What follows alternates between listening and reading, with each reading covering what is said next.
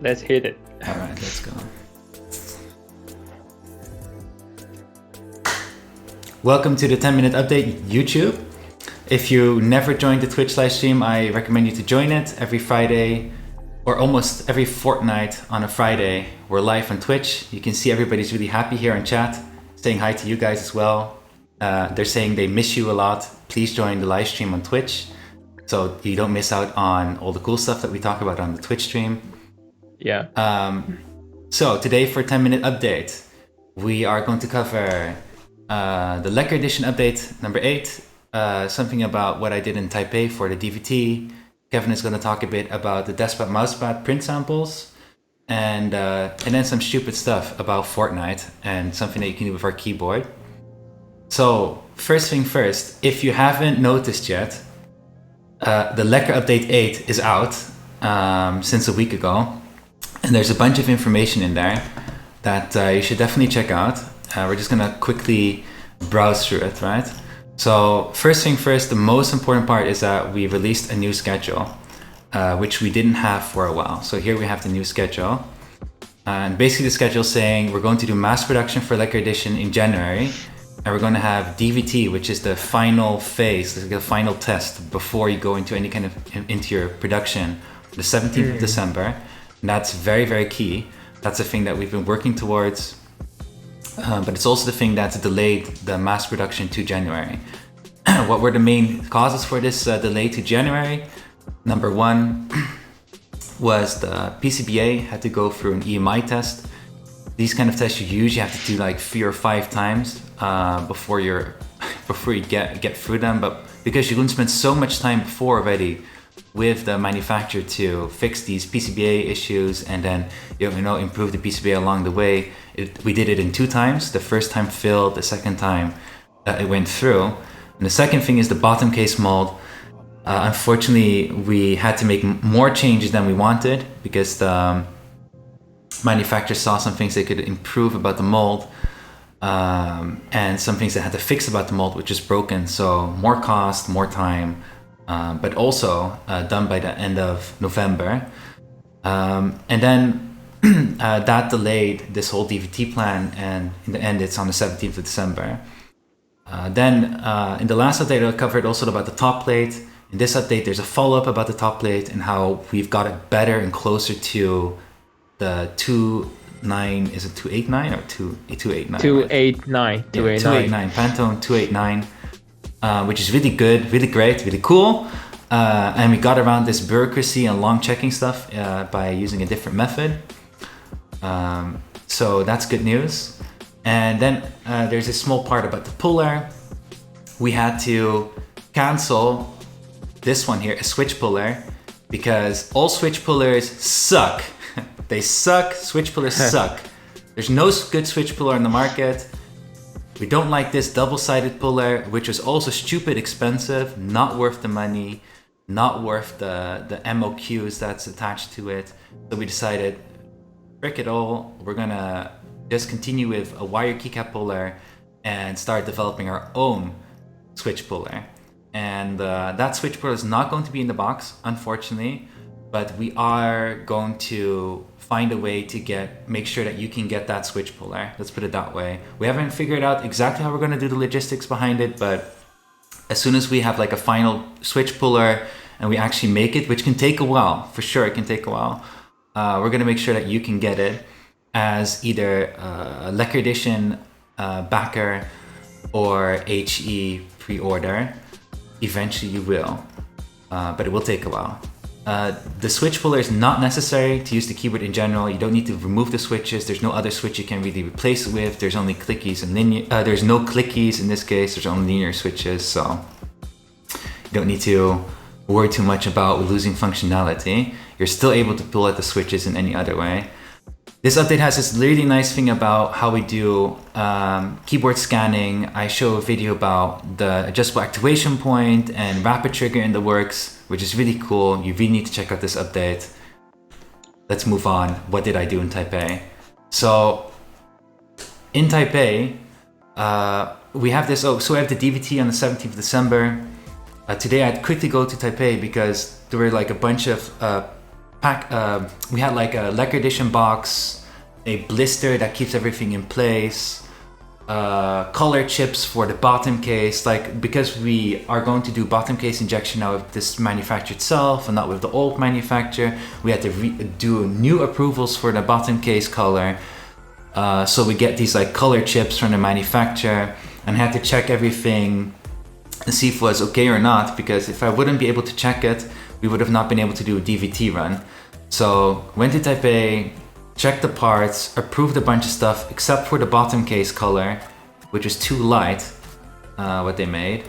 So they're going to use that color for the DVT phase. They're going to use a too light blue color for the bottom case for the DVT. And then they're going to, in the meanwhile, make the new color chip, and I can improve the new, darker, better, more accurate color for mass production. So hopefully we still will have exactly the keyboard we envisioned when we started. Like, I have a sample which is in the box downstairs, which has the final colors, but because of this like long delay, it changed, like going through the colors of the top plate manufacturer, changing manufacturer for the bottom case. All this color stuff had to be reapproved and go through the whole process again, so that made it really difficult. Then Kevin, that was some beautiful Lekker Edition stuff, and most of it is all in the update, which you should read. But Kevin, what did you receive? Because I saw this stupid picture on Twitter. It's our new samples about the Deskpad and mousepad, and especially for the Deskpad. So we try a different couple of different design, graphic,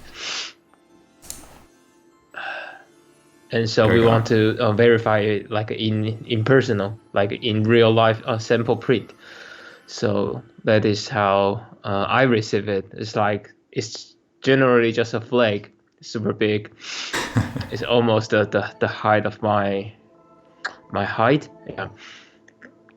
And so this is the first sample, and I received the second sample just by today, just behind me, and it has we correct some color because the first one didn't really match with how we envisioned. Yep. And still with the design wise, the graphic wise is still all the same, but we just tune the color to pursue it like more how we want it to be presented. Yeah, I think it came up pretty well with the new one you received, right? Yeah, I believe. Yeah, I still need to verify with the Pantone flyer I have, but in the first glimpse, I think it's pretty correct. Yeah. I said before a stupid picture, but it's actually a really cool picture. All right, so let's see. So if you're going to ask the question, meanwhile, whoa, when can we get the Deskpad mousepad, right? We wish we could have do it really fast, but we can't, and we're just making sure that we do it right. So when are we going to have our first samples, Kevin? Final samples. Final samples, we will have mousepad and we'll have Deskpad.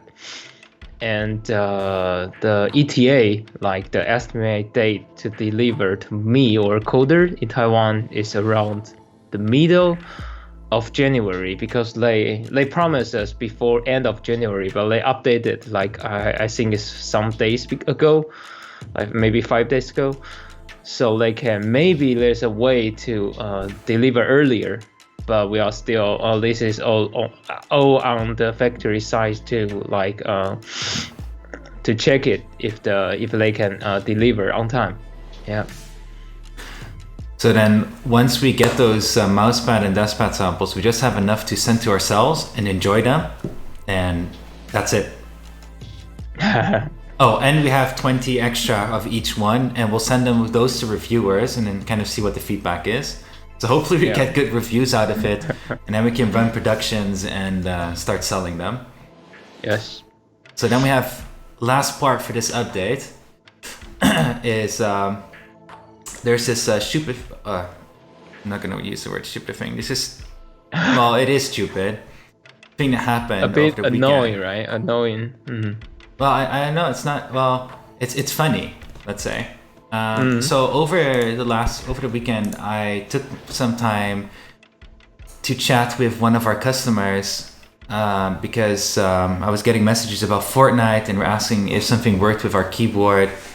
And I just took my time with Alan, in this case on Twitter, instead of saying customer. It was Alan on Twitter. Chatted with him and was like, well, what's going on Discord? What's going on with this Fortnite stuff? So yes, Fortnite cringe. I know I'm not a Fortnite player, well, but there's this. If let's as gamers look at this very critical. Okay, you have a game here which you can play with a keyboard and you can play with a controller. Yeah. And you can have games matched up to each matched. You have matches where you have people playing with controls and people playing with keyboard and mice playing against each other. It's a freaking shooter type of game. Okay, now look at this. I heard you had double movement issues. This is your normal. So this is what I'm showing here is normal keyboard movement in Fortnite, but if you change it to controller movements, you see that extra lateral movement you get. It's a shit ton more. So here again, this is keyboard movement. This is controller movement, which is just crazy. It's such a huge advantage. So so we had this happening. So now we sent out a couple of keyboards to some Fortnite professionals, because what I'm showing here in this video, this is something you can't do on a keyboard. This is only possible on a controller. Lateral sideways walking while building those stairs as a wall. So we sent it out to a couple of professionals that asked about this also, and they'll be giving it a shot and probably playing with it. So yeah, so that was a bit crazy with Fortnite, and I wonder if they're going to fix it. All right, so latency. Latency is also getting a keyboard, if I'm right. Already has one, and I showed him how to do it. Oh wait, we're not there yet. Oh, we're at the end of the YouTube. We're going to get to the end of the 10-minute update here. But we send it to 100 Thieves Sacy or something. I don't know how to pronounce it. Then there is Macwood,